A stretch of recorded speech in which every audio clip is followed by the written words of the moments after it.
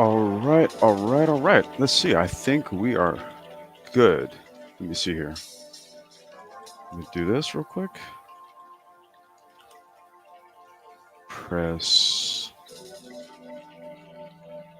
if the sound is cool. Haven't done this in a while. So let me post that there. And as you guys make your way in, if you hear some cool sounds in the back, let me know. Otherwise, welcome to episode 674 of the Black Brain Trust. This is Black Tech Talk.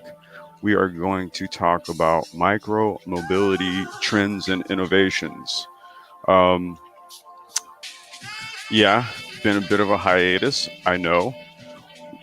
010 Alonzo, thank you very much, bro. I'll drop the link in just a minute, bro, if you want to join me. Um, I just wanted to give you guys a quick update. I know hiatus, all that type of stuff. However, been very busy, particularly in the micromobility space. So we're gonna give you guys a peek at just some of what we've had our hands in here doing over the last few months. And then we're also going to just cover some of what is going on in the micromobility space. Um, don't know if folks know this or not, but in the infrastructure bill that was just signed off, the Build Back Better, um, however you think about it, as shrewd businessmen, we tend to look at what serves our interests. And in the micromobility space, there has been a generous increase in tax credits for purchases of e-bikes, electric motorcycles, and stuff like that. So we are going to jump off into that here. Let me do this. Pretty sure Lonzo would like to join me. So let me do this. Boom. Boom. And anyone else for that matter that wants to talk a little bit of, or every bit of, all things micromobility. And let me know if the sounds are a little too loud, how it sounds to you guys. If the sound's all cool.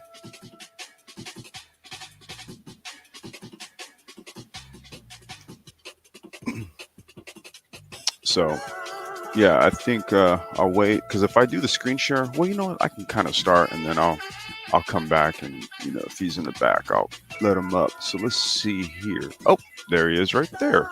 Right, I waited. Boom. Bro. What's going on, brother? Lonzo, how you doing, man? Top of the Doing morning. well. Doing well. Top of the morning to you, brother. Yeah. Hey, how's the sound, man? Do I need to turn it down a little bit? How's it? No, it's perfect. Perfect? Perfect. All right, man. This is early morning vibes, dude. You know how I do, bro. We do our early morning powwows. Brain is fully functioning. You know what I'm saying? Yeah, man. This live, I'll be going live later today because I got a topic on my field that I think it needs to be out there. And just like you said with the hiatus, I've kind of been pulling back. Mm-hmm. And there's a lot of stuff going on in these here YouTube streets. Tell me about it. That needs some correction. And I think, and you and I have talked about this, the course correction is occurring. Yeah. Oh, yeah. And there's no stopping it. Yeah, never mind that. That's just DJ Fabio in the background. Oh, that's all good. Yeah. But no, you're absolutely right, dude. And I think the focus is so misplaced. Actually, let me turn this down just a little bit. The focus is so misplaced right about now that I think there's a lot of opportunities that are literally being missed, and that's what I want to kind of touch on here this morning. Got some stuff that's going to pertain to infrastructure and government, like I was just mentioning, like with the tax credits, right? And we'll touch on that one as like the first article here. So let me do this. All right. Do you see this right here? Yes, sir. All right. This is from Electric.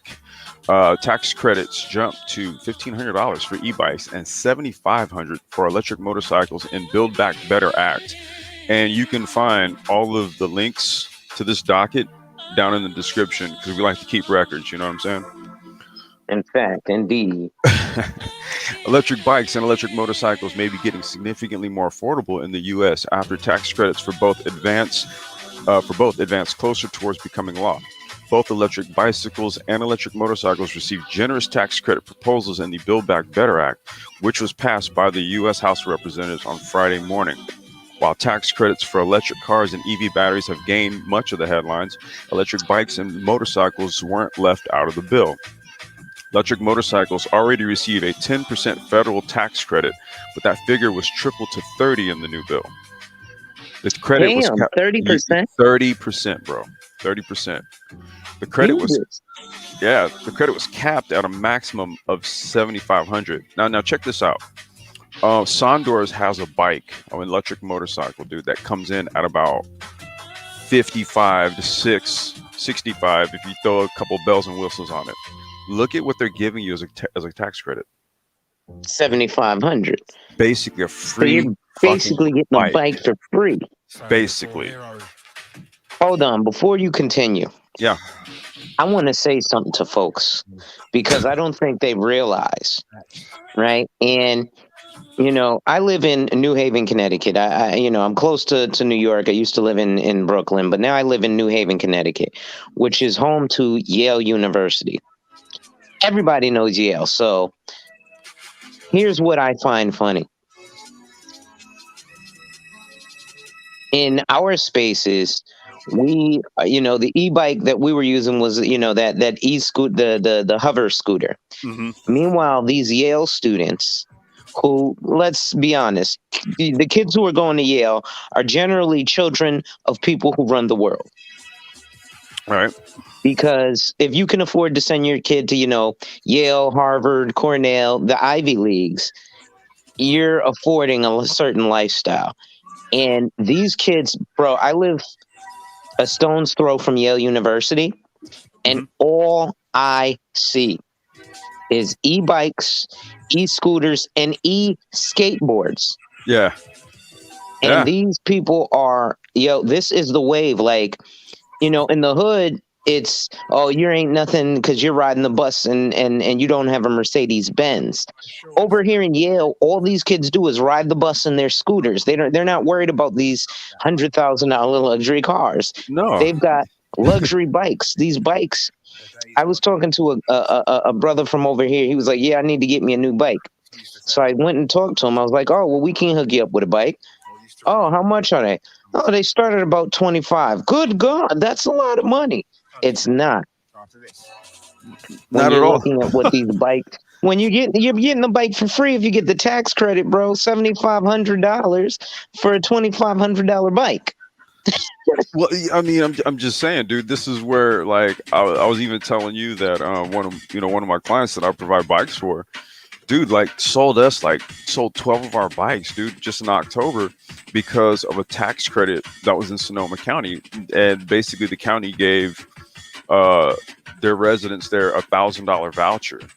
Okay, so that means that they can go and grab a $1,500 e-bike for $500, basically. Nice. So yeah, so the credit was capped at a maximum of $7,500, which will apply to electric motorcycles that meet certain minimum requirements. To qualify, the electric motorcycles need to have at least 2.5 kilowatts of battery and travel at speeds of at least 45 miles an hour. That's like the Sondors bike, and I'm trying to remember the name of Zero One Bikes. They must also be designed primarily for road usage, meaning electric dirt bikes likely won't qualify. Most electric motorcycles exceed both of those figures, though many electric motorcycles may fall under the minimum requirements. Now, that's a whole new. I'm gonna cover that in like a different micromobility live stream. I want to show people what this whole trend is about. Mini electric motorcycles, dude. It's some next level shit. In short, if you go on Amazon, dude, and go look up like a Razor E-Moto 600, it's like a little BS like electric motorcycle, right? You pay like 400 or 500 bucks for it, right? And then what you do is you pull all the electronics out and you dump this whole other kit in. And next thing you know, this thing becomes like a 50-mile-an-hour mini motorcycle that gets Holy about smoke. 40 to 50 miles range. And there's this dude who builds them on YouTube now. I'm gonna cover it on the next one. A new wave of lightweight electric motorcycles such as this is the one I was telling you about, the Sondor's Metacycle and the Coulter ES1, both priced between 5,000 and 6,000, would likely qualify and see their prices reduced by more than $1,500. Mm, What was I telling you what the price point was on that bike? you were right in there. Yeah, You said electric 5 to 65. 65, so 5 to 6 right there, dude. That's a $7,500 tax credit. Electric scooters such as the NIU NQ GT may just slip into the qualified vehicles list with maximum speeds listed at 45. Now I'm going to show you guys a Ducati design scooter that might even fit the bill also. Both 2 and 3-wheeled vehicles, electric vehicles, are covered under the bill, meaning vehicles such as the 3-wheeled Micromobility FUV, they build those in Oregon. The Mm. Arsamoto, that's what it's called, FUV. Seen in my test riding video below may also qualify up to the $7,500 tax credit. That's the Arsamoto right there. Wow. Yeah, they make those in Oregon. Electric bicycles received their first ever nod from the federal government in the form of a 30% tax credit of their own. Now, dude, you already know, Lonzo, Yes, sir. you know what we dibble in. You already know, right? We're Indeed. on the e-bike shit. So let's talk about it. The tax credit is capped at a maximum of 1,500 and will only apply to electric bicycles priced under 8 grand. Okay, which is the vast majority of e-bikes. Hmm. While several models of e-bikes can be found for under 1,000, most popular e-bikes cost several $1,000s. Now, this is where we're going to get into like the math behind all of this and why the e-bike sector is like going to be like one of the fastest growing. Well, The inclusion. Yeah, go ahead. one thing that I would realize that is very serious with these e-bikes as we're moving to, you know, e-vehicles in general, and we're looking at things like the emissions, etc. These things like these e-bikes and e-scooters and skateboards are they have to be the wave of the future. Number one, just to cut down on emissions. Hmm. Number two, when you look at the fact that globally we're going on a reset as far as health and wellness, right? It's Hmm. not like these bikes are completely, autonomous. You can pedal still. So now imagine, having the ability to pedal something that's rocketing at 50 miles an hour, but it's powered by you. So now we're even more healthy. We're being healthy to the planet, and we're making and saving a bunch of money, man. This is screw crypto. This is the way. No, I mean, dude, there's going to be multiple ways to get it, fam. Let's see here. So, the inclusion of electric bikes in the federal electric vehicle tax credits comes after extensive support and lobbying from the public and groups like People for Bikes. Let me just kind of skip through there. That's I don't know who makes this one. Rad Power Bikes, Rad Runner. Okay. Let's see. Now the bill heads to the Senate, where it faces a tough battle and will require the support of all 50 Democrats if it hopes to pass. Without any Republican support for the bill, even a single defection from the Democrats could prevent its passage. Now, I won't get into the politics of it too much. I'm not going to get into it, but we're just looking at the growth trajectory of this market. Now, I want to cover something. Hey, Eric, what's going on, bro? Yeah, I'm That's a good, man. vibe, brother. Listen, I'm living and learning from both of you. Okay, you got the Hey, tech you good? side, I gotta uh, welcome you on the panel, though. yeah, and Alonzo Hall. He's got the financial advisor side. I listen to you both now. Yeah, Well, you gotta understand, Lonzo and I also work together on these projects too, because a yeah, lot of this stuff needs to be insured, right? right, indeed. So we're trying to crack that nugget right now. Yeah, Yeah. It's been a Can, difficult. can I I can drop a little? imagine. Go ahead, dude. You Go know ahead. what? Okay. But you know what though? If you guys are over here in Finland, man, you're gonna make a killing, man, because the electronic, well, at least the motorized skateboards, we had those. We've had those over here for a few years. The electric bikes, we've had those over here for a few years. People have been buying them up. People who can afford to buy, people who are willing to put the money into the bike, you know, those. But now, as far as the electronics, as far as the electric scooters are concerned, Hmm. I know one guy who has one. He's got a nice one. But I haven't seen those so much. The electric bicycles I have seen. The Right. motorized skateboards I have seen. The electric skateboards, though, I really haven't seen those yet. But I'm sure there's Hmm. some people that got it because these young people, man, these little they used to be kickboards, right? The electric ones. Yeah. Shit, man, you can go downtown, man, and get one of those for like for a small fee, man, for like an hour. They charge by the hour. And these Yeah. young people snatch them up and go and ride through town like crazy, man. Yeah. Yeah. I mean, that's the thing, man. It's a burgeoning market. Hey, Mike, what's going on, G? My Salute, Mike B. Hey, shalom, man. Shalom. Thanks for having me. Shalom, brother. How you doing, man? I'm chilling, man. Just catching up Shalom. with what you guys are talking about. Yeah, man. Hey, we were covering the tax credits in the Build Back Better Act. Mm-hmm. We're increasing the tax credits for electric motorcycles to a max of $7,500, and then e-bikes were max credit of $1,500. But we were leaving. I was talking to Alonzo, and I was telling him, like, looking at like the Sondor's Metacycle, for example, that thing prices in at $6,000. It's So already sold out until 2024. boom, geez, boom. so you can't even get your hands off one for the next 3 years. Yeah, the people have pre-ordered them last month or since the summertime. So they said they're pretty much tapped out until early 2023. Man, listen, people who have money like that, right? They buy this new gear and they test it out.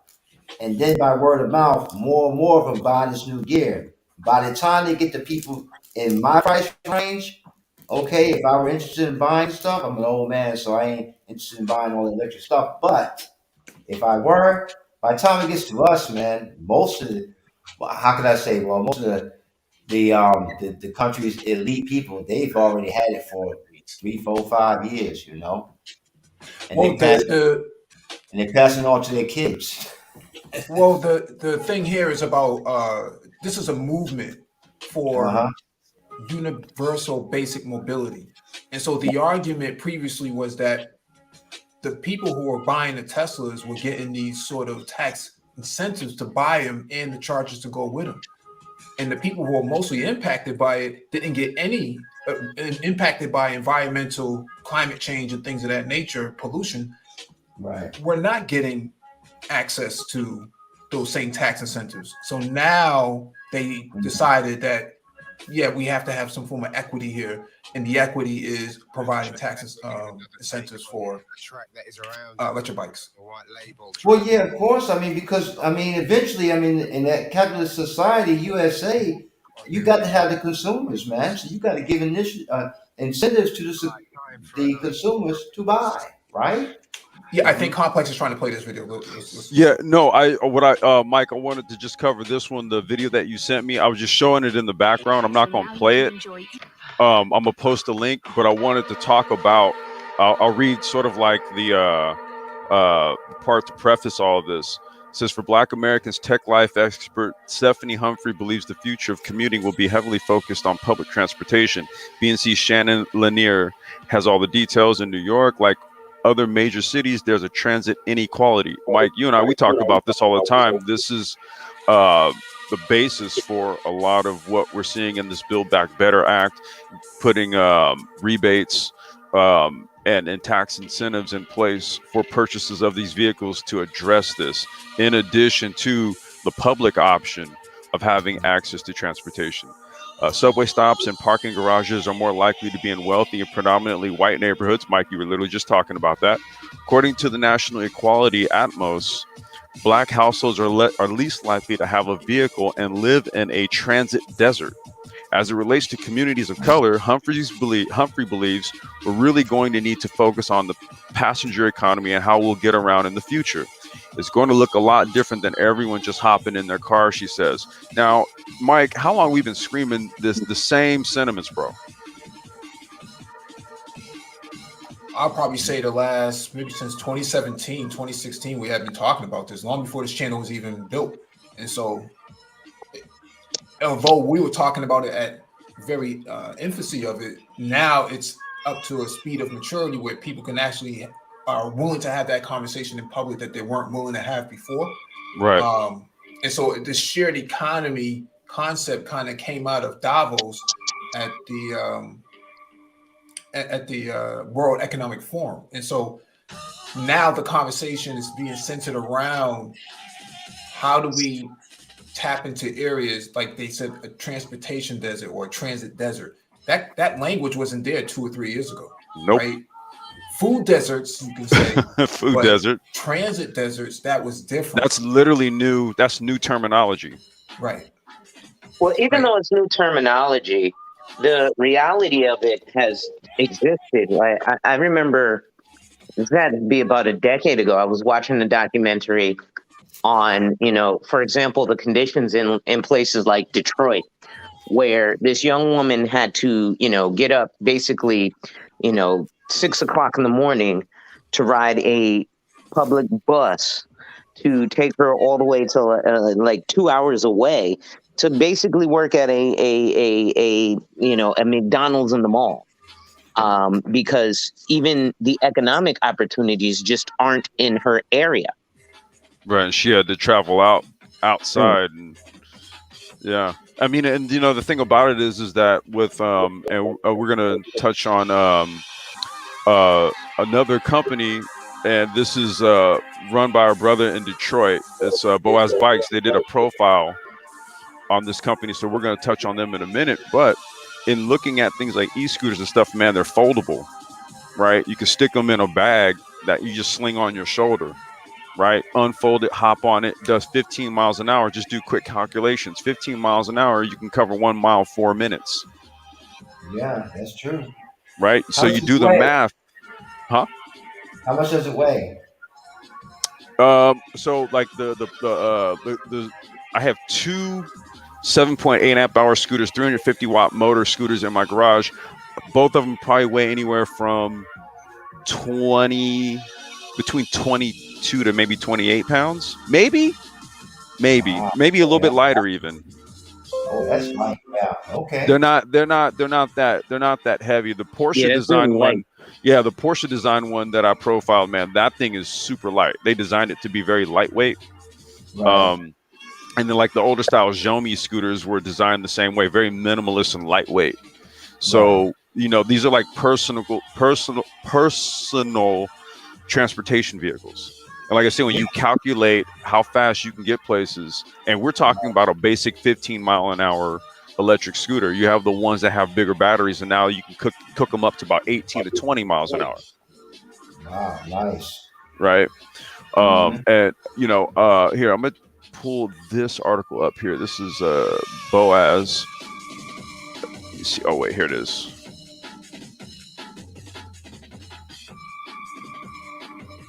Yeah. Black-owned e-scooter company in Detroit was inspired by a bloody crash scene. Wow.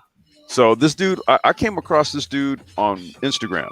Like he was promoting heavy on Instagram, and then Mike sent me this article here. There's his actual profile on him in the Detroit Free Press. There are now 6 brands of rental e-scooters cruising the sidewalks and streets of Detroit, up from none 4 years ago. All but one are stand-up scooters. For the casual rider, those brands are more or less interchangeable, aside from differing color schemes, logos, and smartphone apps to download and constantly update. I think there might be a video playing in the background or something. Okay, hold on one second. Here. And it's amazing to see. Hold on a second. Yeah, that's Fabio talking. Here, let me do this here. I'll switch it up, so there's no talking. All right. So let me bring it back. Let's see here. All right. For the casual rider, those brands are more okay. The other company, Boaz Bikes, is unique in its design as well as its founder's backstory. Most notably, it's the only e-scooter in the city with a seat for riders and a basket for carrying things. That's the Wow. first thing yeah, it's the first thing that kind of stood out to me. He went with a different type of scooter. The company says that sit-down scooters are safer than regular scooters and accessible to more potential riders. So basically, this is like it's kind of like a typical e-scooter, but you'll notice there's a post right here Mhm. with a seat mounted, right? I like on my Xiaomi's, I have a seat that I can mount down here, right? But it does not come with this post or this basket right here. Okay, so Mm. his came shipped just like this, which is a pretty dope design because you can stand up or sit down and carry shit. That's kind of Boaz, Okay. cool. Yeah. yeah. What's up, Mike? Yeah, that's nice. Oh, I thought Mike was saying. Oh, okay. Yeah. It is. It's a dope design. Boaz is also one of the few black-owned e-scooter companies in the country. Raising our hands over here is another one, There you and go. one of only two that are headquartered in Detroit and not the West or East Coast. The other Detroit company, C-Max Scooters, has just 20 of its stand-up scooters deployed in downtown, but hopes to double that number soon. And here's another thing I want to note about this. What is going to lead to more adoption in smaller locales and like suburbs is going to be access to smaller MOQs, smaller fleets. Right now, from a supply chain standpoint, like I got to bring containers over, right? See, so I either have to have like one client who's going to like get a whole bunch, or I got to line up a bunch, or I got to spring to get it myself, and then that way I can sell off smaller fleets. So distribution of small electric vehicles, e-bikes and e-scooters, that is another burgeoning market. That's another burgeoning market within this. So it's not it's all across the board, man. It's the it's the applications, it's all the various verticals off of the technology, it's supply chain logistics, warehousing, it's in manufacturing and development. Man, there's so many places to go in this.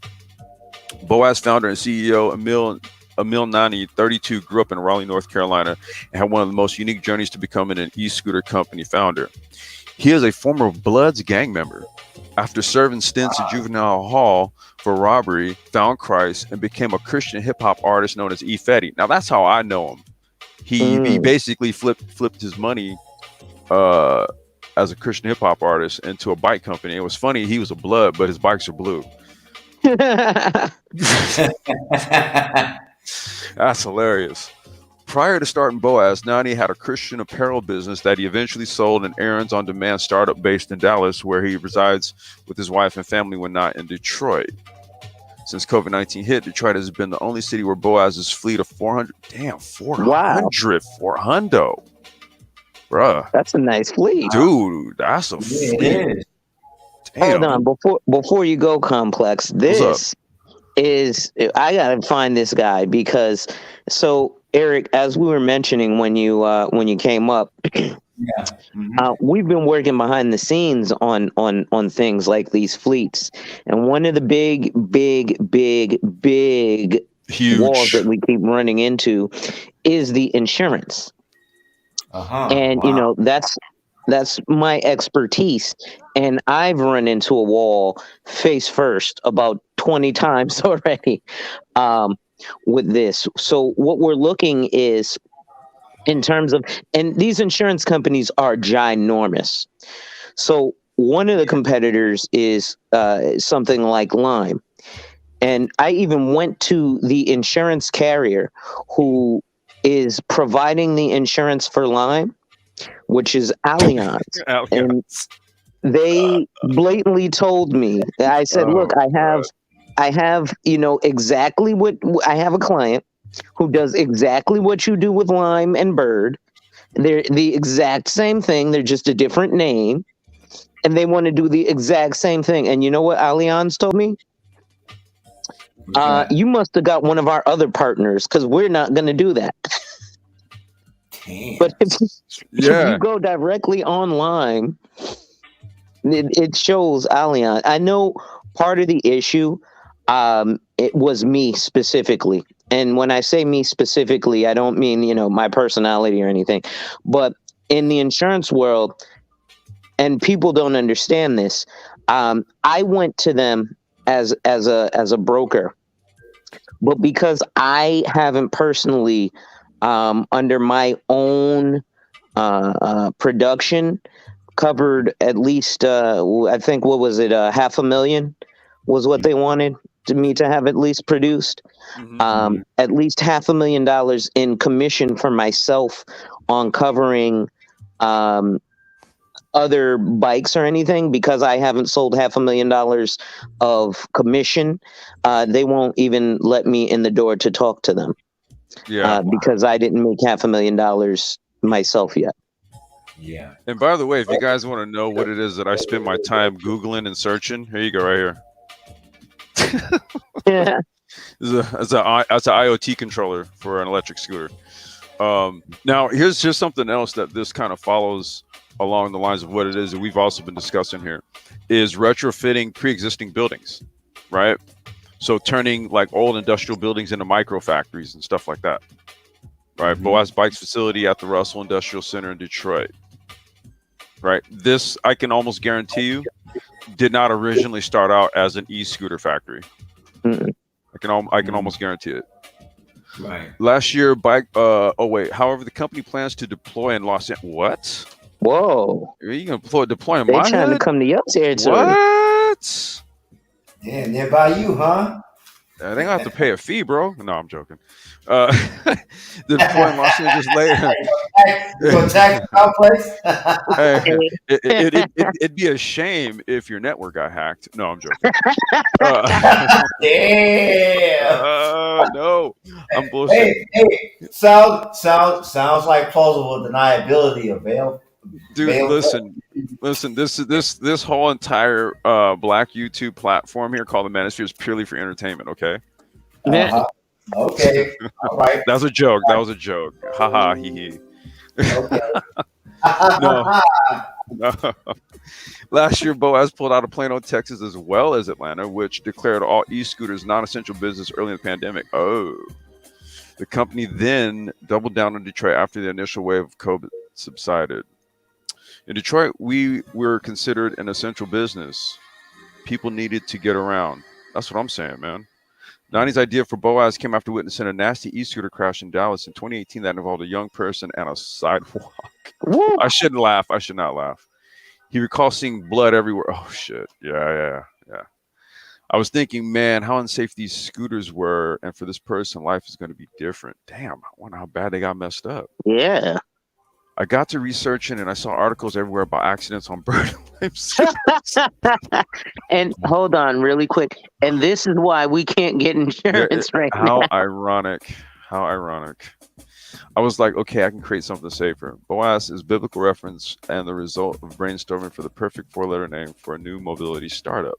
Look at that. That's pretty slick. He's got the hard honeycomb tires on there, so that reduces repair. Like if you Right. put these tires instead of air tires, these things never go flat. Yeah. Okay. Yeah, and it's got suspension. Like I said, this is a pretty nifty design. I like it. Yeah. You've got the Ubers, the Lyfts, the Birds, the Limes. Everybody has four-letter word.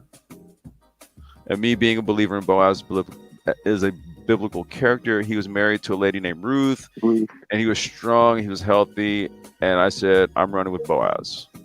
Yet Boaz, the e-scooter company, is still very much an underdog compared to the big nationwide e-scooter companies such as Bird, Lime, and Ford-owned Spin, which they have a bunch of scooters out here in my city now. Bird and Lime have raised hundreds of millions in venture capital, which gave them the ability to quickly deploy in dozens of cities nationwide and internationally. They continue to burn through great volumes of cash by focusing on growth, not profitability. This is where the other companies lose out, right? Or this is where you actually can gain, because the reality is that they can only be in so many places. Right. So they're hedged and they're leveraged a certain way. Okay. You could, as a smaller operator, undercut them on the fares because your operating expenditures are way lesser, right? Yeah. You can also get into markets that they can't get into, right? So the idea is not to compete with companies that are looking to do the saturation model. They're competing with each other, but there's the niche markets, smaller markets, right? The smaller operations that can make you some really good cash. And You so, know, my yeah, my thought on this whole thing is this is a beautiful thing for the economy of the U.S. In whole, right? If we get to a point where, and we will, I think it's going to happen in the inside of the next 2 years, where this whole epidemic, we're back to going outside on hmm, a regular basis, which will boom that need for mobility. Mm-hmm. And we're going to have the first e-bus or Tesla electronic bus soon, where we're moving hundreds of people on a bus. And I think those personal cars are probably going to go away soon. But what I think this is cool is that, like you said, retrofitting these buildings, well, somebody's got to do that. That's jobs. yep, And then the building of these bikes, the infrastructure, the networks, the maintenance of the networks, and then Yeah. my favorite part, the sales of the bikes, etc. So all these things, especially being these small black owned companies, I think, folks, we got to wake up and run to this like yesterday. I saw a guy, we saw recently things like crypto.com, the arena, and the right, excitement behind that. If we can put that same excitement, behind stuff like this, um, it's an immediate wave of growth. But Alonzo, I got a question for you. Who's Yes. insuring them? Who's insuring Boaz right now? we're gonna find out. We're gonna have to find out, because and even behind the scenes, like I said, Allianz. The only reason I think Allianz is insuring Lime Bird is because Lime Bird has enough money to self-insure. So Oh, what's happening is, for example, the state like California, when you're looking at property and casualty, they're requiring, what was it? I think it's a $10 million aggregate, right? Yep, right. So Okay. basically, what happened is you've got these smaller cities like Detroit or Alabama or something. Detroit's nice, but if I had to choose between Detroit or LA, I'm going to LA, right? So Yeah. what you have is these small cities who are now saying, well, we're Alabama, we're going to take a cue from California and require a $10 million aggregate. Well, I'm sorry, I'm not going to Alabama to go, bike riding. So Right. Yeah. the companies just are refusing because it's too costly. right. Right. Yeah. Well, Yeah. Yeah. I get it. yeah. Mm. Let's. Hey, Mike, did you have anything on it? I was gonna go into the Neuron e-scooter company. No, go right ahead. Okay. All right. This is from TechCrunch here. Mike sent this one through as well. This is e-scooter company. Neuron trials 1,500 scooters that can detect and correct unsafe riding. Now, this tells what inspired the brother Emil to start Boaz, right? Witnessing that nasty accident. Okay. Mhm. Singapore-based Micromobility, an e-scooter sharing company, is updating its N3 scooters with a new operating system and additional onboard sensors that will help it detect and correct dangerous or inconsiderate riding behavior. I'll get more into that in a minute. The company will be trialing about 1,500 upgraded scooters in Australia, Canada, and the United Kingdom over the next 6 months. Neuron's new scooters will rely on a high accuracy location technology and rapid geofence detection in order to correct or warn users of unsafe behaviors like aggressive swerving, skidding, curb jumping, tandem riding, sidewalk riding, etc. The new sensors and IoT layer, because that's what makes this all happen, and we're experimenting with some of this shit too, will allow the scooter to speak to the rider in many different languages and guide them toward correcting their own behavior, or it might give riders a safety evaluation after a ride and send educational materials on how to ride safely via email. God damn. Wow. Hey, that's slick, man. Like, yo, That's let us email you some shit about how to ride better. yeah. You heard what I said, Complex? What was That's that, the Eric? That's the lick. Oh man, look, you know That's what? the lick right there, man. I can't I'm not gonna say what we're looking to have this stuff do, right? It's already some stuff we're developing, but let's just say it deals with delivery. In extreme circumstances, the scooter will be able to simply slow riders to a stop. That means, oh shit, so the scooter will slow itself. Damn. Combined with an audio message like, look, MF, you are leaving the service area, head back, or power will be cut off. Damn. Damn. You know, they've already started that. When you do like if you've got a State Farm, or the little thing that they have you plug into your car. Mm-hmm. Oh So yeah, they yeah, the already. dongle, the little insurance dongle that goes into the OBD2 sensor or Yep. OBD3 sensor. Yep. So they're already doing that. Yeah. On your car, we actually, and this was about a decade ago, but recently when I was with Allstate, we will actually take that data, and not only does it go towards your discounts, but they're actually sharing that data with like the IHS, which is the International Institute for Highway Safety. Mm-hmm. Yeah. Mm-hmm. So the data on the drivers, you guys are, you're saving it for your discount, but you're also adding to, believe it or not, the safety data of the roads.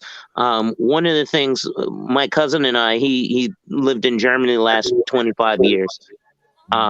We're discussing was the Autobahn coming to the States. Mm-hmm.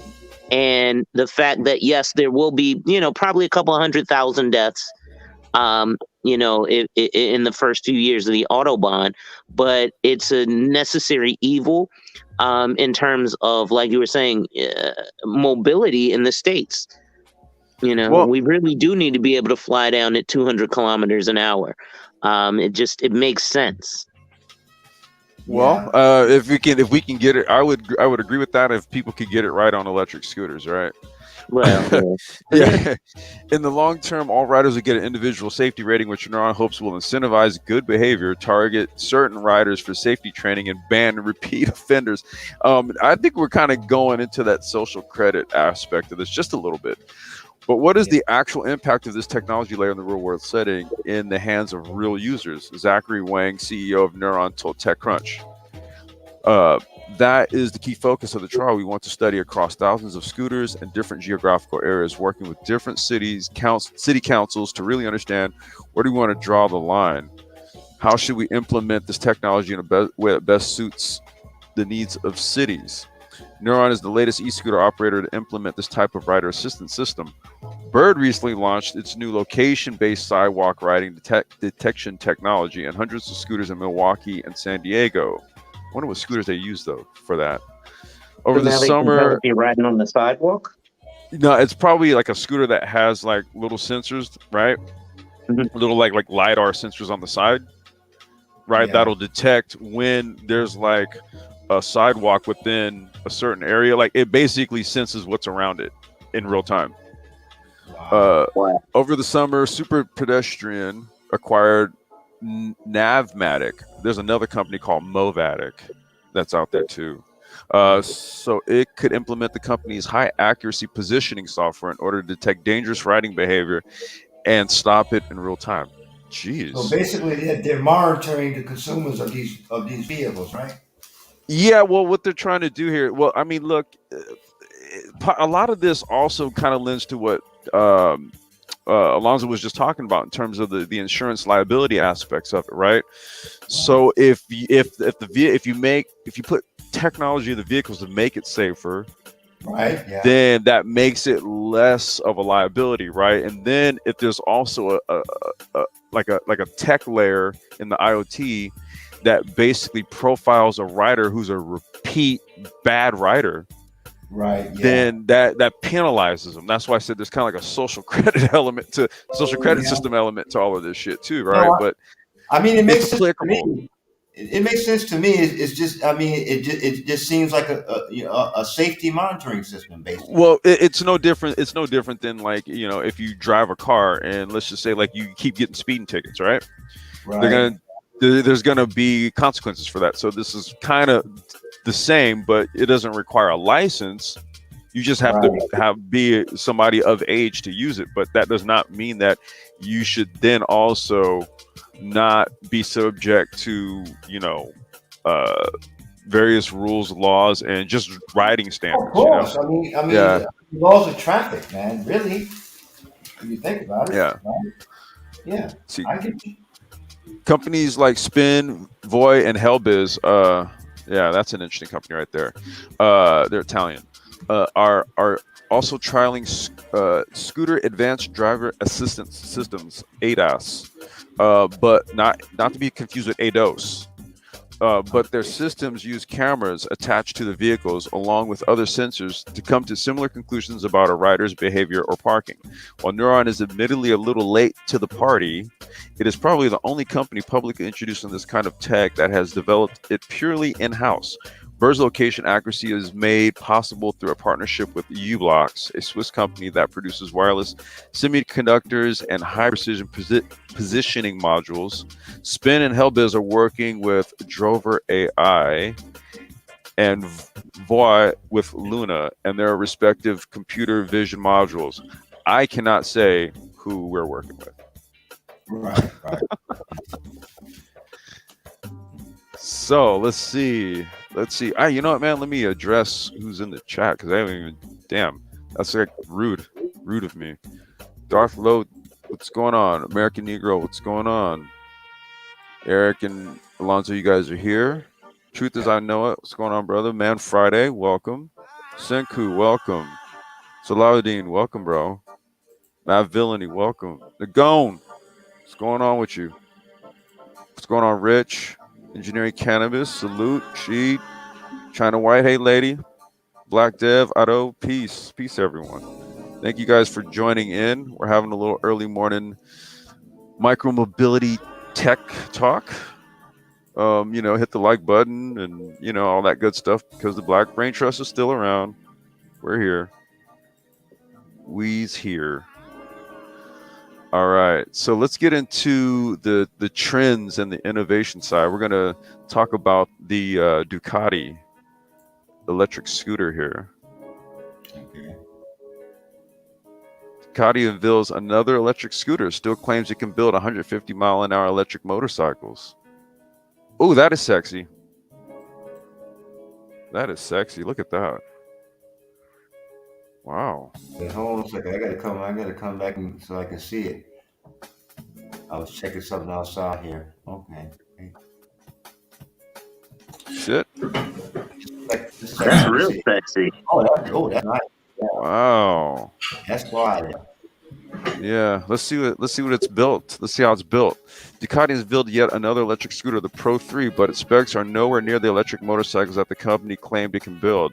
The Ducati Pro 3 electric standing scooter is the company's latest entry to a long line of micromobility products. Fuck. But like Ducati's electric bicycles and other scooters, it's largely built by other companies that license Ducati's brand name. Now, all right, I'll show you guys what the Porsche scooter also that we actually bring. It's designed by That thing Porsche, is built by beautiful. another. Yeah, it's designed by Porsche, built by the company that we do all the North American business for here. So I'll show you guys that. But even like high-end brands like Ducati, BMW, Porsche, all of them are into the micromobility game. Mercedes, even the thumbnail you guys see for this video, that is a Mercedes electric bike. Pardon me. Ducati says it's €799 Pro 3 electric scooter is the most advanced Your yet. mic is dropping, Complex. The music is Wait. out overshadowing you. Is it? Okay, hold on a second, dude. Hold up. How about now? How do I sound? Is it okay? No, you got to increase the volume on your mic. Okay, hold on a second here. I know what just happened there. Audio. How about now? Is that cool? Yeah, it's How cool. about now? It's cool. Yeah, you sound All good. right. Okay. You good?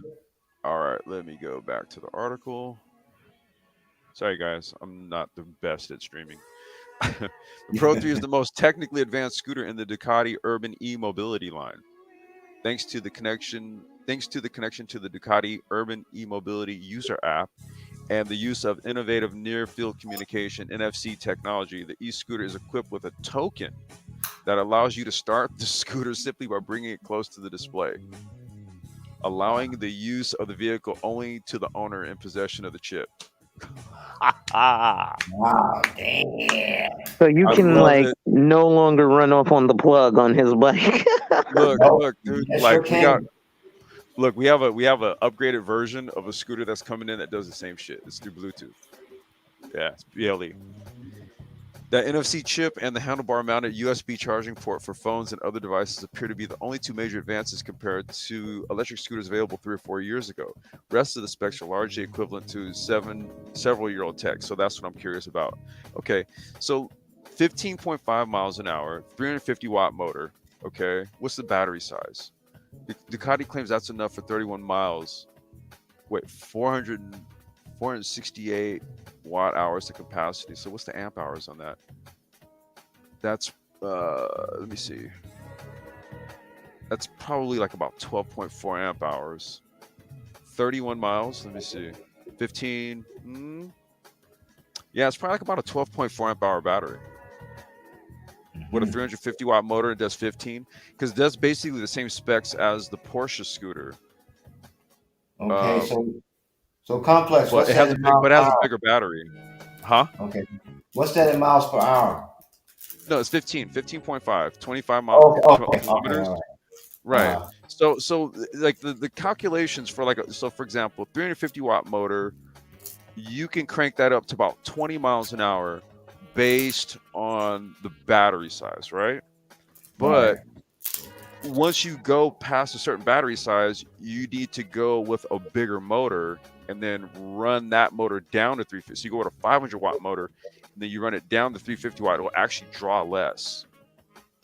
So when you start getting into the bigger battery scooters, right, I got an orange paper. You get into the bigger battery scooters, that's when you want to go up. So what they do is they max these type of scooters out at 350 watt motors. They cap it here, and they try to put the biggest battery they can in there to keep the profile very sleek. Like I'll right. show you, the scooter that I have. But it's that's why I was just kind of curious about it. But this thing is sexy. There's a chip right there. Mm-hmm. Okay, yeah, okay. So you just boop, and then it'll just turn the scooter on.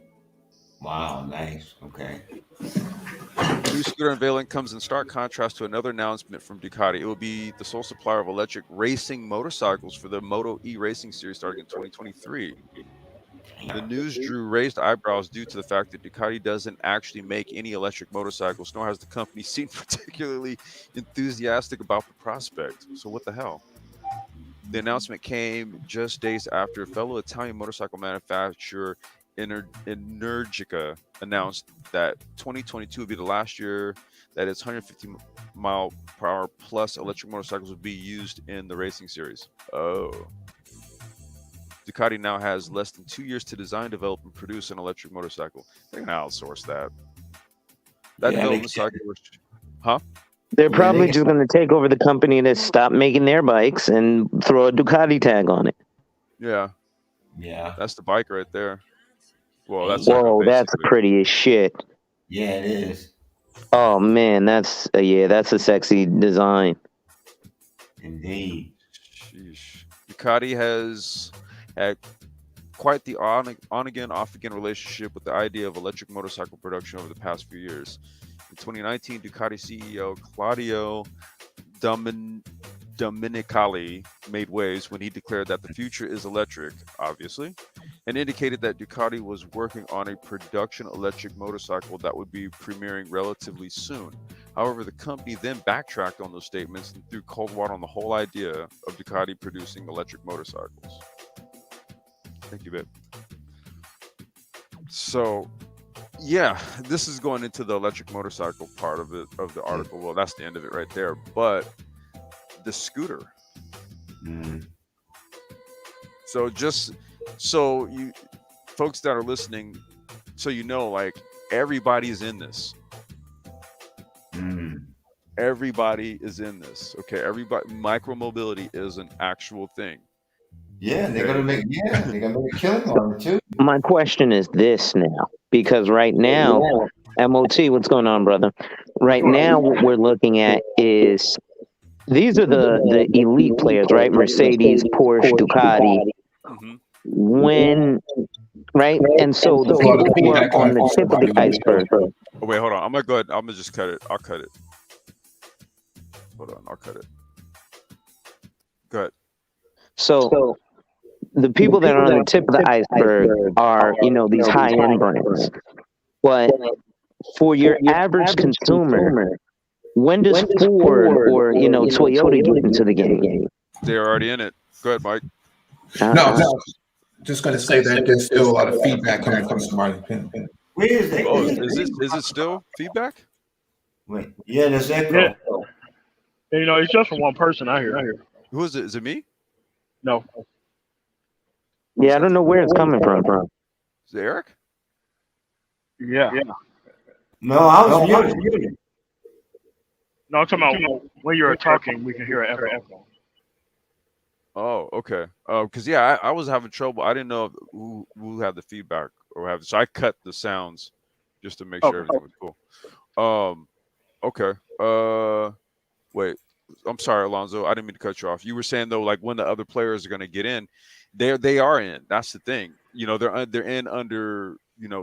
They're in where people aren't aware to it. That's why covering these type of articles here, where you see like Ducati making stuff, Lamborghini has an electric bike, Mercedes, the thumbnail has a line of electric bikes, BMW has electric bikes.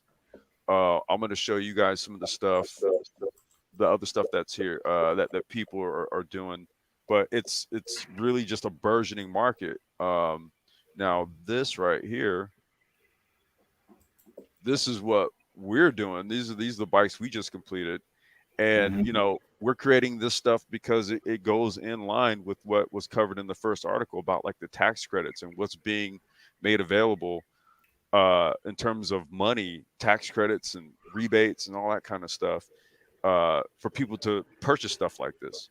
So like this bike as you see it right here, like this has the paint on this is called Cerakote. Okay, so Mhm. it's a ceramic paint. So like if you throw a rock at it, it won't mark. It's Right. the same kind. Okay. It's the same kind of paint you basically paint guns with. So like the Oh, okay. shrapnel, All right. yeah. Yeah. So like people have like very expensive guns. They want to go shoot them. The shrapnel Right. doesn't like scratch the gun, right? So we just painted the frame with it. And so Wow. we Okay. wanted to make That's like a insane. yeah, we wanted to make like a quote unquote indestructible uh bike, right? But this bike like it would sell kind of like in this configuration for I think we're selling it for like 30, 38, 38, right? But Yeah. take 15 off of it, thanks to the government, right? Now all of a sudden it's like a what, $2,300 bike? Yeah. I And plus, mean, how long it lasts. because Yeah, that's it's This is the yeah. lifespan. We built these bikes here in California, dude. Like so this isn't we build these by hand. yeah.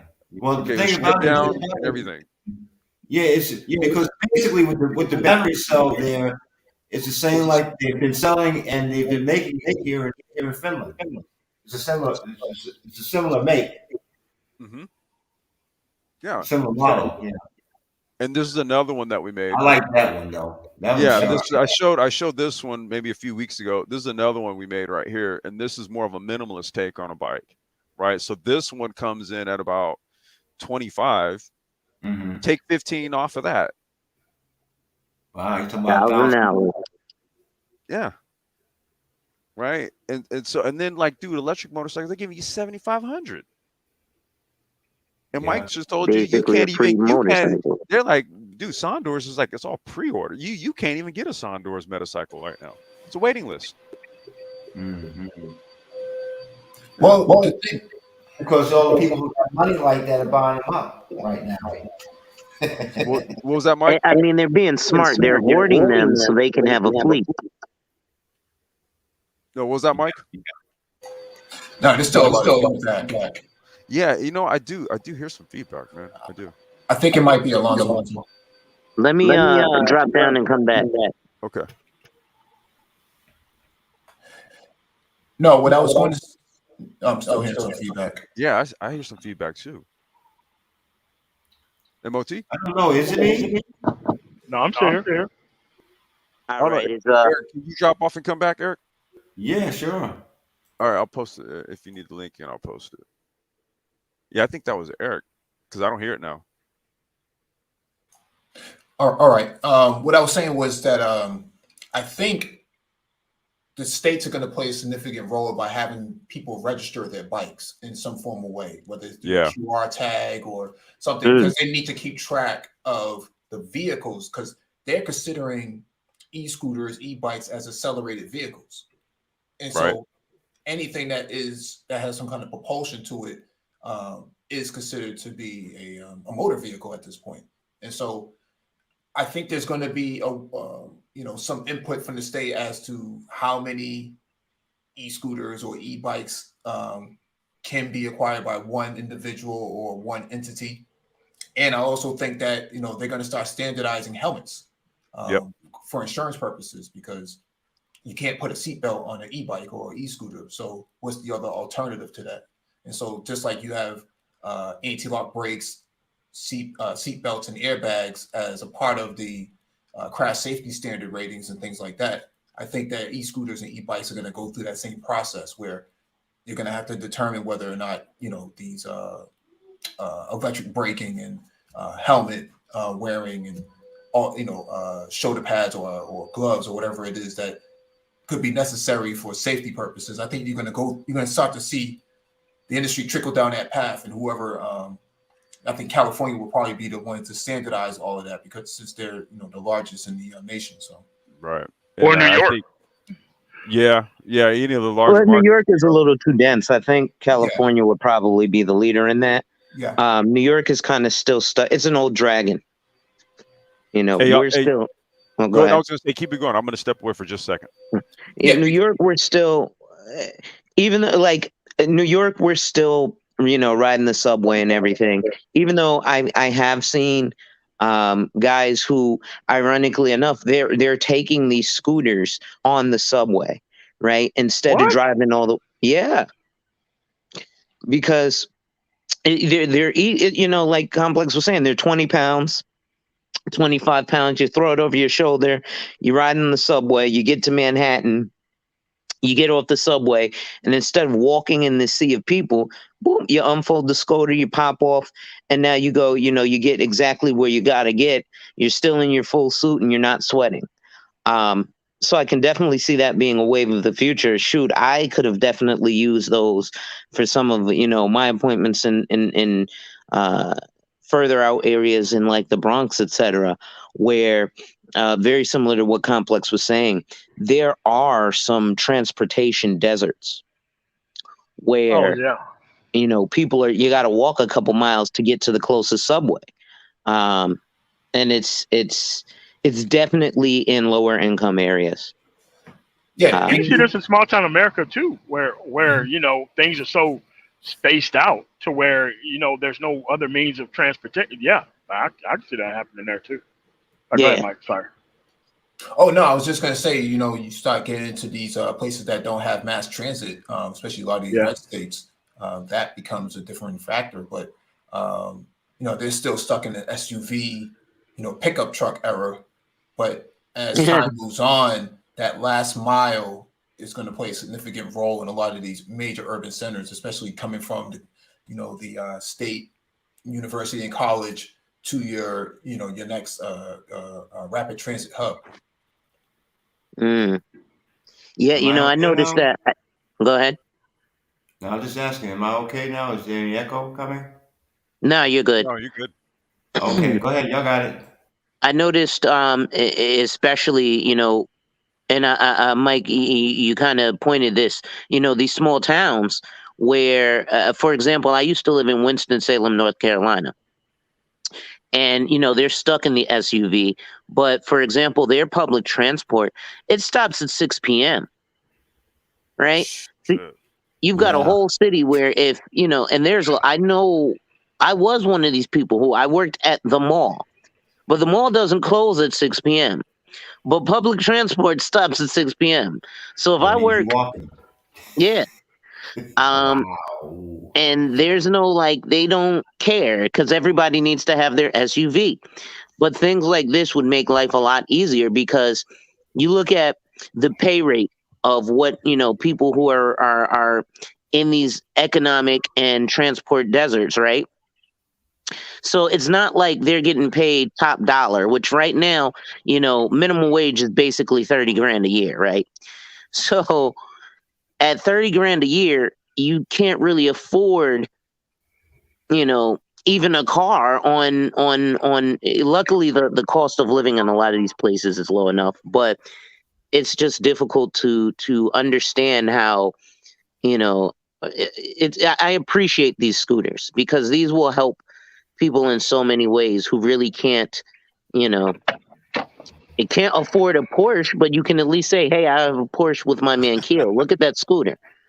Well, You know? Porsche designed it. Yeah. And That's this, why I'm showing it, man. I'm showing like, okay, okay. Everybody is they've got their hands in this on some degree, on some level or another, right? These are I went and took these photos here, but that's the Mercedes e-bike. I wanted to show that one, right? That's Mercedes. They're in it, right. right? Like they have a line. They have this regular men's track bike, and they also have a step through, which is like kind of like a women's design, Yeah. like this with the step through chassis, and it looks just as sexy. But this one right here, man, look at that. Wow. I How just much they love the asking for? Mercedes How much symbol. they asking for that one? For Yeah. this one, So, I think this one is like 3,900. Wow. I mean, the thing about it is 39. that Oh, 3,900. Okay. Yeah. yeah, Okay. 3,900. But see, the thing is that it has a hub motor in it. Yeah. Okay, it has a Okay. hub motor on it, and the Mm-hmm. battery is, I believe, the battery's over in this tube right here, and it's like maybe a 7.8 amp hour battery. Now that's the Uh-huh. same battery that we put on our minimalist track bike, the white one, Uh-huh. right? Because what you're trying to really do is you're trying to go for weight. You're trying to go for like the weight efficiency. You're trying to Right. get like battery use out of weight efficiency. So the lighter the bike, and Right. if it's single geared and it's geared correctly, you can get 25 miles out of a 7.8 amp hour battery. So the Mm. thought process here is to use, components that don't make the bike expensive. Right. Okay. Hub motors are super cheap.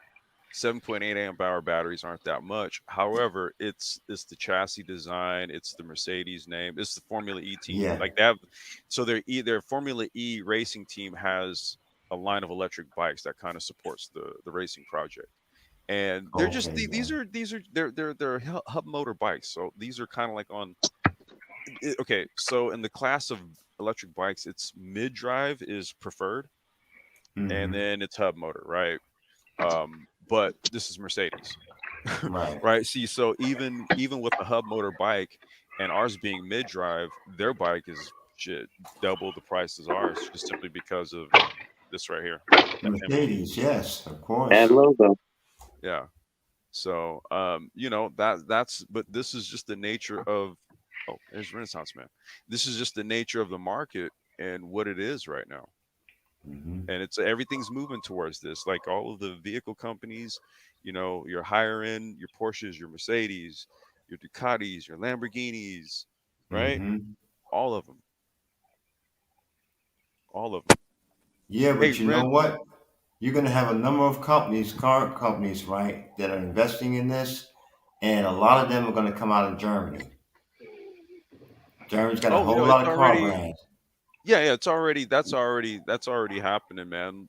Even like the factory that I represent here in the States, we Right. have a warehouse in Germany. Oh, okay. Okay. Yeah, there's an EU warehouse in Germany, right? Same vehicles that I have here in California are in a warehouse in Germany. Right. Okay. Yeah, Mm. so it's heavily centered Mm-hmm. with regards to micromobility and stuff. Like Germany and Italy are the Yeah. two big Mm. countries in Europe. Well, Germany's got. I mean, Germany's got from from Mercedes, Maybach, BMW on down to Volkswagen. Okay, Mhm. and Italy has the its basic car is for the basic family is the Opel. Yeah, yeah. like the what is it, the Vectra or the Calibra or whatever Yeah, the something like model that. is. Vector, I think it is. Yeah, Vectra, yeah. yeah. hmm So So I yeah, mean, they got from the top down and from the bottom up. So I mean, it's just the idea of when, how quickly will it trickle down, or how long will it take to trickle down? it's I was like I said, it's already here. Really now, it's about like carving out the market, right? What's going to push it forward are things like the tax credits, where it Yeah. incentivizes people to start buying this type of stuff. Where government's like, here, take some of this, go and buy something, you know. hmm You see, Otto said, "What about the Chinese? Are they in the micro game? They run the micro game. Like they run it pretty much everything for the most part. Like even with that Ducati bike, just looking at like the motor, like the wheel and the hmm motor and all that, that's all Chinese. I can look at it and tell. hmm Right, I can look at it and tell a lot of their components come from there. What they did was they did an OEM run with a factory there, and they built it to their spec. That's how they did it. I do OEM So, runs. Yeah, if you want to do your own scooter, like I could do an OEM run if you wanted to. yeah, So I know how they but did it. Yeah, so basically, China has it has the technology and the spare part technology too, right? they do. They run all this So shit. it's sort of like Mopar for GM spare auto parts, Yeah, right? Replacement yeah. auto parts. Oh Yeah. yeah, yeah. I got tons of suppliers, man. I got tons of suppliers I go to for whatever scooter I need. I know a supplier, go get the parts for it. If it's Segway, Uh, Xiaomi, if it's shit, the Mankil stuff that I import, whatever it is, anything. hmm Yeah, it's all. Yeah. Yeah. Hey, what's going on, Renaissance man? Hey, what's up, everyone? Not much, man. Salute. No, nice to see the brain trust having a live, so had to come up. Um, Yeah, yeah. uh, My daughter's out of school for the holiday week, so it's like I got time again. okay. No. I no, I completely understand. Like I said, just saw it was live and definitely had to come up. No, I was going to add complex. I know you were looking more at bikes, and I guess that both those were motorized that you were showing, right? Yeah, all that stuff. Yeah. Yeah. No, I those companies, like, I don't know about Mercedes, but like Ducati, I want to say Ferrari, and there's another high end car Lamborghini. company. Hmm. They've all been in mountain bikes as well for a while too. Yeah, I'm gonna pull Um, up some other ones. Let's see here. so that's sort of, I mean, obviously, like we said, the micro mobility, that's obviously gaining steam and traction, but that's always been in a market that a lot of those companies have played in. It's just, most people know them for the cars and not so much for the bikes. It'll be interesting too. More people obviously moving to the cities here in the U.S. Those seem to be growing. It'll be interesting to see with the infrastructure, if we actually get, some more reasonable like cities as far as just layout wise, because our cities in general in the Oh U.S. are man, I just like that. our cities in the U.S. in general just I mean some of them are bike friendly, like DC is pretty bike friendly, like Hmm. if you're staying like in downtown, places like Seattle, but it's just our cities were really built up around times when people were, moving to the suburbs, so that kind of became like the traffic pattern and the layout. So I'm interested to see with, new infrastructure projects, if we actually get a shift back to, more reasonable type of just enable travel within cities. Well, that's something that when they pass like infrastructure bills, and then let's just say when they say build back better or what have you, right? Yeah. So they when they reconfigure roads or rebuild the roads, they build it with all of this new infrastructure in place, right? And that's sort of like the Oh, plan. Like they've done this all over California. Like there's pretty much not a okay. road that doesn't have a bike lane on it, Right. right? Yeah. And that's really what the plan is in terms of when they say the build back better. It's really to build new infrastructure when you're going to do a whole sort of revamp of like a city street or a whole entire block, or when you revitalization projects, you do this with the new stuff in mind, bike lanes and all this other stuff. Like Mike was Well, you talking know about how what? they done swept through Boston and Well, just complex. You know what? California and perhaps Boston and Helsinki, Finland, most certainly parallel each other, because all that what you're talking about, the bike lanes. We have bike lanes here in Helsinki for a couple of decades now. Mhm. You know, it's just how a lot of people travel, man. From the young kids with their families to the teenagers in the young 20s, on up to the 60, 70-year olds who just want to get out there and ride. You know, ride the bicycle. Yeah, yeah, Eric, let me that's ask you very this. much that's very much something that just reflects like the Scandinavian countries and their culture. Because Denmark, Copenhagen's the same way, Yeah.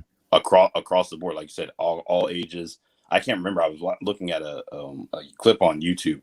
I can't remember the percentage they said, but I think it was like daily, maybe like 40% of the population rides their bike to work or to school, wherever they're going. And then obviously that plays into things like climate change, general health of the Hmm. population, people being more Yep. in shape. So Especially in the Oh, late so I didn't even spring. have to ask the question. You Yeah. guys, you answered my question before I asked Renaissance Man. I was going to ask Eric in terms of being overseas, and he mentioned this on another panel. He's like, yeah, I take the train or what have you. Where Hmm. here in America, there is going to be an adjustment point because if you're not driving, you know, Hmm. a car or a 5,000 pound rocket with that logo, Yeah, what's the deal? Where, somebody might see a BMW bike in America and, that's they're like, nice. well, Yeah. you can't afford that is nice. You can't afford the car, and you know what I mean? Whereas Right. we're gas guzzling and everything here. Um, Hmm. so I think the implementation of this overseas is going to be adjusted to much easier and faster. But you know what? Germany is close to Finland. You see this Beamer bicycle here? It's going to be a mainstay over here in Finland, man. People are going to buy that up simply because of the BMW logo there.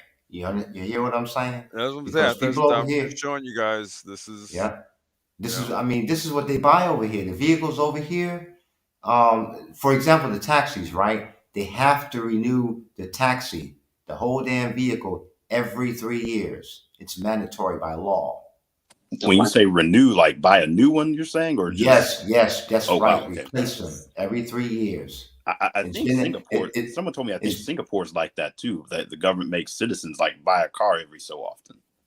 I mean, because well, especially for the taxis, because they want to keep the taxis up to date. Make sure they keep the equipment, the mechanics, and everybody up to date. So these cars don't get old and they don't start to you know be puffing smoke and choking and shit when they drive along the highway or the byways here. In the residential areas here. So yeah, it's been mandatory since I came here in in '89. mhm. Hold on a second. Let me show you guys this. That's a Honda Super I even Cub. like that, man. To tell you the truth, I really like that one there. Well, what it is that Honda, what they did was they took their old like CT Super Cub Hmm. bikes from like the 60s and 70s, right? They Yeah, used to have the old like CT 110 or CT 70 110 or whatever motor, and this is an electric one. You notice right here, there's a huge hub motor right there, yeah, and then hmm there's a big old battery right here. So what they yeah, did was they went retro with it. They took an yeah. old design and made it new. This is Honda. It looks military. That's why I like it. I like Yeah, the color, man. The yeah, color, the style, everything, man. yeah. I'm just showing you guys like all the different stuff, man. All these other companies are out here. You know, Hmm. it's an interesting. All I gotta say, this is an interesting market to be in, man. It's an interesting industry Yeah. to be in. Well, you know But what? Over here in the future, instead of seeing Beamer automobiles, I'm gonna see Beamer bikes. Instead of Mercedes automobiles, I'm gonna see Mercedes electric bikes. Um, what? Opel and Ferrari and well, to see a Ferrari in Finland that is a rare sight, just like a Rolls Royce or something like that. It's a rare sight over here because of how the economy is built, you know, around the social welfare system and I mean, there's one billionaire here. You know what he does? You know what he's been doing for the last few decades? What's He that? builds elevators, escalators, and all that type of shit. He does that. Okay. And that's what made him a billionaire over here because damn near in all the major cities here where you have, I mean, in the metro stations and the bus stations, in the apartment buildings, in the office buildings, just about everybody who has elevators, they have Kone elevators, Knoe, and they Hmm. pronounce it in Finnish. They pronounce it Kone, and they know that that's that man, and he is the man when it comes to that. He's the only billionaire here. Yeah, I bet too, just because also the building patterns over there in Europe in general, because of the limits on space. I'm sure just zoning requirements in general. You Yeah, got to build up. I mean, we see that in our major cities, but it's a lot bigger and a lot more pronounced in the culture over there than it is here. So yeah, yeah. All right, well, They I'm were gonna shut it down. We're at about an hour and a half. I covered all the articles here. I got to go get my daughter some breakfast because, all like I said, right. she's out of school for the week. So I got to go get her some breakfast, and then I got to kind of get my work day started. All right. But Say hello, man. yeah, no, I was. You guys have any? Oh, jeez, what the hell? Any last comments or anything before we shut it down? Trust the black brain. Yeah. Indeed, yes, indeed, yeah. Trust the black brain. I mean, since we're racialized that way and identified that way, and we identify ourselves that way, yeah. Trust the black brain. I Let's see mean, what Angelo hey, Bryant. Angelo Bryant asks, "Let's see, back. Please talk NFT, please, Vivi." Angelo, I would say, if you check out Thai City, the Logic Sphere, I would say he does a lot of live streams on like VV and NFTs. That the VV platform. Like he's way more knowledgeable than I am would ever be at it. This is kind of my wheelhouse here, but what I'll do is point you to the source that does speak to it at length. So I would say check out the Logic Sphere and just look through some of the videos, maybe from like about a month or so. He did a bunch of VV NFT release videos on like I think it was hold on, let me see your Thai City right, Logic Sphere.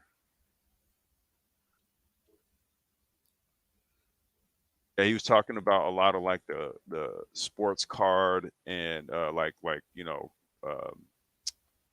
sports card, like basketball cards and baseball cards, and comic uh, book drops. Right, they were okay. dropping as NFTs. So yeah, I would say check those out, man, because he really gives you the skinny on that. Well, complex. Excuse me for my ignorance, but what What's is up? NFT? What is NFT? What is a non fungible token? Okay, all right. Yeah. Yeah, so it's like basically buying like an original piece of art just in a digital format. Okay, all right. Cool. Yeah, and there's a way to there's digital ways to that it's authenticated, can't be duplicated, stuff like that. Oh, all right. Cool. Yep. All right. Mike, Lonzo, Renaissance. Nah, man, I'm good. yep, I'm good. Thanks for Great having us. stream. Yep, same here. All Yeah. right. Same here All too, right. man. Thanks for letting me up. Yeah, no problem, man. And if the day is kind of just slow and maybe we'll just, get an open chat going, just kind of check the temperature of the manosphere and see what's going on. Real Yeah. quick, later today, I'm gonna go live talking about annuities. Okay. Hmm. Um, because I did a training with a gentleman by the name of Tom Hegna, Hmm. and basically, um, with annuities, which is a product, it's the only thing you can buy that can guarantee you won't run out of money, is what he says. And basically, the way that he markets it, which is really attractive, is if I told you I could get you a AAA rated bond with a triple C rated payout, everybody's like, "Oh, I'd love that." And that's exactly the way annuities behave. So I'm gonna do some content on that. Okay. Nice. Okay. Right on with that.